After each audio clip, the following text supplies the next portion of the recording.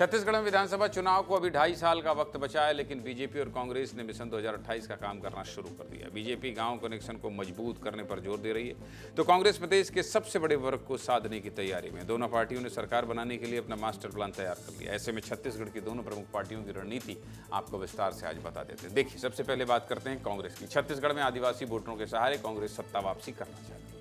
Mission 2028 के लिए कांग्रेस का पहला फोकस आदिवासी वोट बैंक है और चुनावी मैदान में कांग्रेस आदिवासी समुदाय को फ्रंट में रखकर उतरने वाली है। और कांग्रेस के आदिवासी नेता समाज के बीच जाकर बातचीत करने वाले हैं, क्योंकि आदिवासी समुदाय का प्रदेश की राजनीति में बड़ा हिस्सा रहा है। आदिवासी वोट बैंक किस तरह सरकार बना सकती है और कैसे सरकार बदल सकती है, विस्तार से समझा देता हूं। देखिए, छत्तीसगढ़ में अनुसूचित जनजाति की आबादी करीब 32% है और कुल जनसंख्या करीब 80 लाख है। इनकी जनसंख्या को देखते हुए विधानसभा की 90 सीटों में से 29 सीटें क्या है, अनुसूचित जनजाति के लिए आरक्षित की गई हैं, जबकि लोकसभा की 11 सीटों में से 4 सीटें आरक्षित की गई हैं।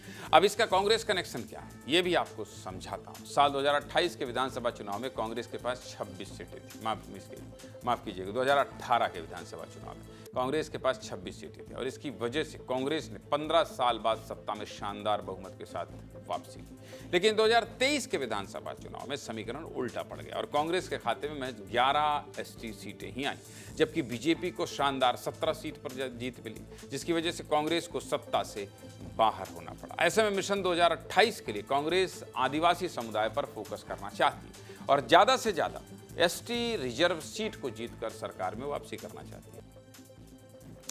कांग्रेस की रणनीति की बात हो गई है, अब बात करते हैं बीजेपी के मिशन की। 2028 की तैयारी के लिए बीजेपी ग्राउंड लेवल पर उतरने की तैयारी में है और इसके लिए बीजेपी ने गांव चलो अभियान लॉन्च किया। इस अभियान के तहत बीजेपी के जितने भी बड़े नेता और कार्यकर्ता हैं, वो सभी 6 अप्रैल से 14 अप्रैल तक हर विधानसभा के 50-50 गाँवों में जाने वाले हैं और इसके लिए सीएम, डिप्टी सीएम, मंत्री और संगठन पदाधिकारियों समेत हर नेता को जिम्मेदारी दी गई है। बीजेपी के नेता गाँव में जाकर जनता से बातचीत करेंगे, चौपाल लगाकर सरकारी योजनाओं की जानकारी देंगे और जनता की समस्या सुनकर पता लगाएंगे कि सरकार के कामकाज से लोग कितने खुश हैं, जिससे सरकार और जनता का सीधा कनेक्शन बैठाया जा सके। अब इसके पीछे की वजह क्या है, ये भी आपको बता देते हैं। दरअसल बीजेपी बूथ स्तर पर मजबूती चाहती है। बीजेपी हर बूथ पर ज्यादा से ज्यादा वोट हासिल करके चुनाव जीतने की तैयारी में। साथ ही हर विधानसभा में जाकर विधायकों का रिपोर्ट कार्ड भी जानेंगे, जिससे टिकट बंटवारे का रास्ता भी क्लियर हो सकेगा। किस सीट से किस नेता को टिकट देना है और किसको नहीं देना है। दूसरी तरफ जिन सीटों पर कांग्रेस के विधायक हैं, वहां की सीट पर बीजेपी मंथन करेगी और कांग्रेस विधायक की कमजोर कड़ी को समझकर चुनाव की रणनीति तैयार करेगी।